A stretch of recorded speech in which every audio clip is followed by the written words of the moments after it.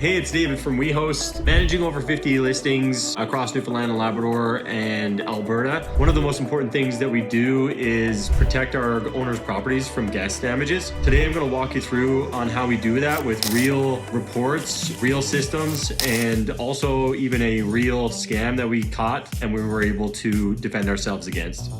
One of the best tools in our toolbox is our cleaning report system. We have a digital report that is done or completed after every guest stay. And inside the report, there are requirements for the cleaners to take timestamp photos of each room. Sometimes, exterior property photos, even pictures of the parking pass, say proving that it was there. It shows timestamped photos, right? So we have a receipt of what the property looked like before every guest stay. Now, it doesn't matter what app you use to complete this cleaning report. It just matters that it's very customizable. Our reports are very customizable. We can change them to map or kind of go with any type of property that we take on, which it works for us. And I think that's really, really important to have that system really dialed in to make sure you're protected against damages. We recently had a guest who checked in and stayed about 3 days with us, and he ended up checking out, and it was a really strange situation because we never received any communication from him at all. And 2 days later after checkout, we noticed that he asked us for 50% of the booking back. And he included a picture of a bathroom that was pretty much in shambles. It was completely just disgusting. And he said that our property was very dirty and he wants 50% of his money back. So when Airbnb reached out to us, is one really important thing to know. Airbnb basically almost considers that you are guilty before you are innocent. So you have to prove that you're innocent to Airbnb. So with that, having our own cleaning report with timestamp photos of how that property was before that guest arrived really helped us. And it was a pretty quick process, but I have heard of people in the past that have had this happen to them that have really struggled with trying to prove that their property wasn't in this condition before they arrived. Whether they send a picture of a fake property like they did for us, or if they send you a picture of your bathroom that was completely dirtied by them. It's so important to have documentation proving the condition of the property because, as soon as we sent that off, we reported the guest, and I'm pretty sure that account got removed.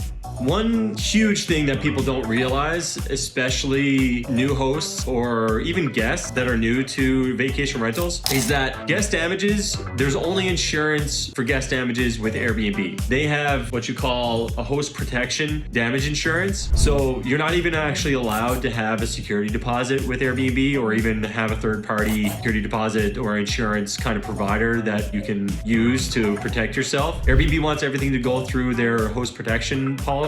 That is good. My experience with them has been really good in the past because we have these systems developed where we can prove the condition of the property and also provide the receipts and everything for the damages. But one misconception is that if you book with Vrbo or Booking.com or any other platform or even booking with your direct booking website, there is no guest damage insurance provided. All they provide is liability insurance. So that if a guest gets hurt at your property, then you're covered in that sense. But if they say damage your countertop or anything like that, the only protection you can put on is a deposit. What we do, there's multiple different companies that you can use to provide extra insurance for this. There's one company called, I believe, Safely. There's Truvi. There is, I believe, Autohost. And these companies can also screen the guests for you. In some cases, they screen the guests that if they don't approve the guest, then they won't insure it based on a history of the guests. So they'll provide a deposit. So they can put a damage deposit of say up to $800, but a lot of times $800 is not enough. Say if you have a luxury listing, you have a countertop that's like, a couple $1,000s. What if the guest completely cracks that or damages it to non-repair, right? So that $800 is not going to go very far. So it's really important to have an extra layer of insurance with our properties. If anybody books with us with Vrbo, Booking.com, or our direct booking website, we have guest damage insurance up to $1 million. So every case, that's usually enough. That is really important and a huge misconception that people don't realize. There's a lot of risk that you're taking on if you're booking outside of Airbnb and you don't have something like this in place.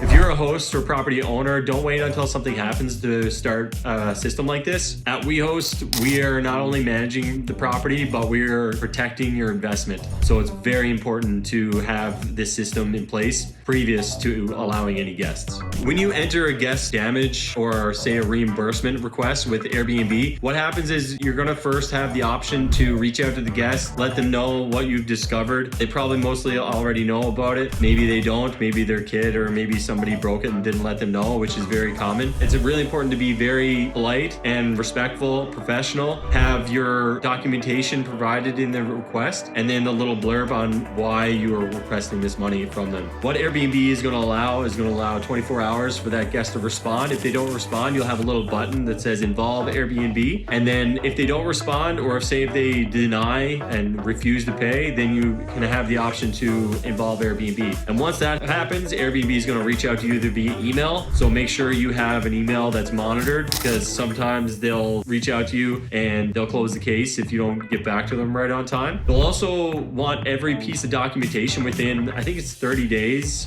before you're not covered anymore. So you want to have everything set up so you can send it to Airbnb basically right away. If it's something damaged, then they're going to want a receipt of the damage, of the cost of the repair, or they're also going to want an invoice with a quote on how much it costs to repair the item or the piece that's damaged. It's really important to not just use, say you're like a handyman that doesn't really have a company or anything like that and he just does it by cash or wherever. You need to use a company that has a proper letterhead, has a proper BST, business number. Airbnb is going to want to know that. And in some cases, they're going to want to know, they want you to share their business page, their website, to prove that this is a legit company, because there is lots of insurance fraud going on where people just make up a receipt and send it in and think that's going to work. It's not going to work. Airbnb is going to flag that, and then you don't want that to be on your account. So that's really important. Timestamp photos, obviously, that we've talked about before. And then it's really, really important to read Airbnb's policy and tailor your message to Airbnb and citing their policy, letting them know this is why I should be reimbursed this money, and these are the rules that the guest broke.